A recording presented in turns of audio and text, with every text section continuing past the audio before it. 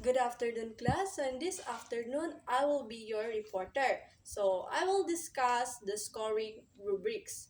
But before we dive into our discussion, let me present to you first our learning objectives. So, our learning objectives is at the end of the discussion, students are expected to first identify the different types of scoring rubrics. Next is to explain the purpose and components of scoring rubrics. And lastly is to apply the appropriate scoring rubrics to various assessment tasks. So hopefully that these objectives we will meet this after the discussion. So I am hoping for your cooperation. So let's proceed now to our discussion by defining what is scoring rubrics. So scoring rubric is an efficient tool that allows teachers to objectively measure student performance on an assessment activity. So scoring rubrics are a descriptive scoring guide that is developed by the teachers or the other evaluators who will assess the student performance or the student's assessment product. So, by the use of the scoring rubrics, the teachers can easily determine what level of proficiency that the students acquire for their performance task. Okay, so did you get my point, class? Okay, so actually there are two types of scoring rubrics. So these are the holistic rubric and analytic rubrics. So holistic rubrics is a type of rubric that requires the teacher to score the overall process or the product as a whole or the whole performance of the student for that activity. So this means that the evaluator shall provide the overall qualities of students' performance. Then, for the analytic rubrics, yeah, it is a type of rubric that provides information regarding the performance in each component. So, in analytics, so we already know that when we use analytic, it is the step-by-step evaluation of the process. So, this will involve the different components that is involved for the scoring rubrics. So, in this type of scoring rubrics, students can or the teacher can easily identify the strengths and weaknesses of the students since they will check of the students is acquire the right thing that they do for that such component. So there are different uses of scoring rubrics. First is to improve student performance. So how does scoring rubrics help to improve the student performance? So simply because this scoring rubric serves as a powerful tool for both teaching and assessment.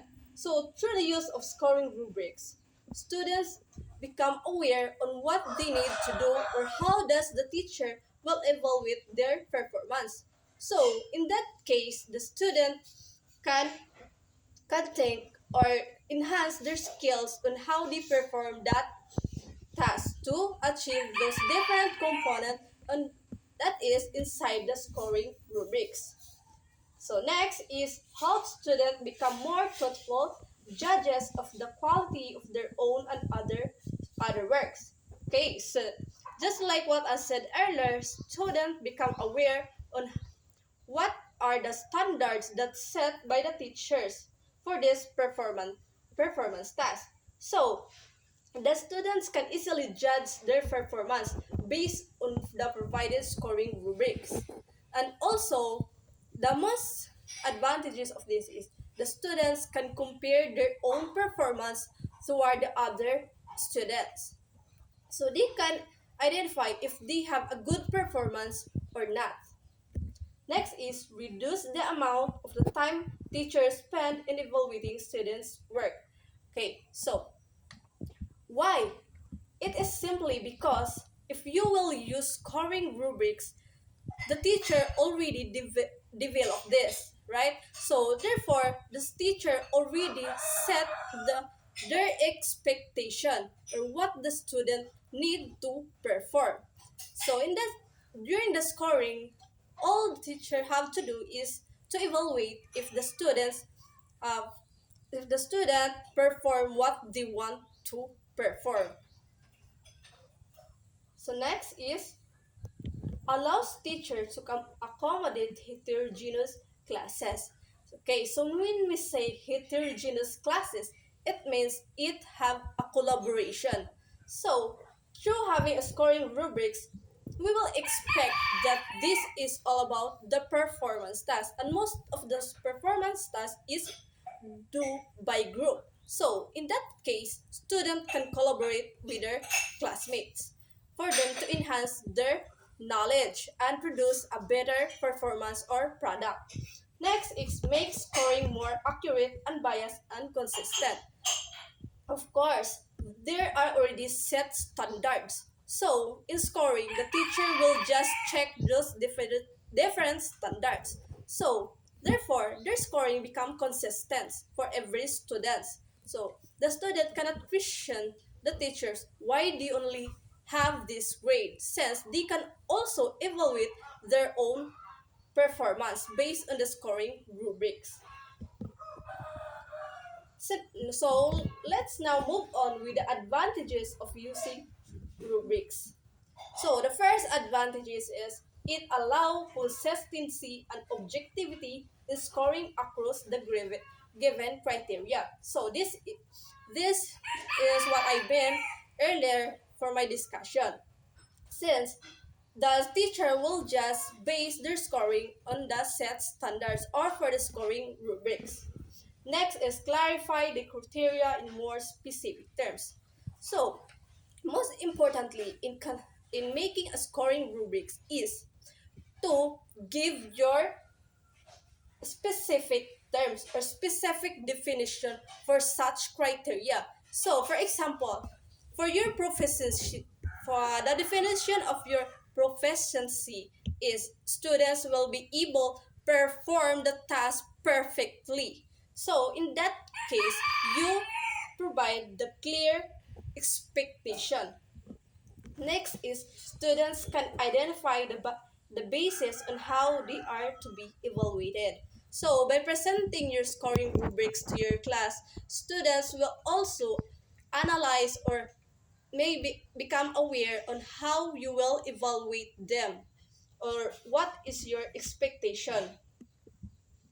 Next is it allows students to assess their own performance products or works. So I also said this earlier where the students can uh, judge their own performance or judge their own works through basing it on the given scoring rubrics. Next is teachers can use a small amount of time on evaluating students' performance. So I also said it earlier that teachers during the scoring will just check if the students perform those different components of the criteria. Next is provide specific feedback to students' performance. So after the performance, teacher is allowed to provide their positive and negative feedback for the students based on the given criteria. So first, the students enhance their skills. Next is serve as a standards when preparing the task. So of course, when we will have a scoring rubrics, we will also think if it is relevant to our learning objectives. If this if the given performance task will also relevant on what we want to evaluate for the students. So next is let's move on with the development of scoring rubrics. So in developing a scoring rubrics, be sure the criteria focus on important aspect of the performance.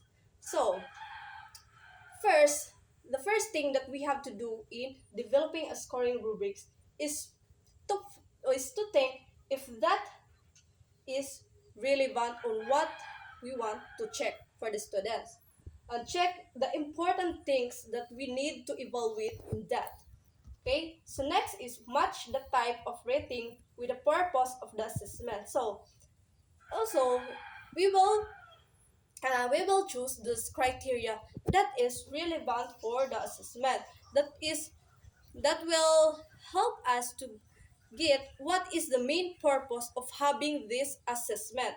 So for example, we will have a performance assessment for having a, like for example, having a kan AC writing. So in AC writing, we will include this, the grammar, the vocabulary, like that. So di jud ta mo gamit og mga criteria nga dili nimo makuha sa pag-check if magpakuan kag AC writing.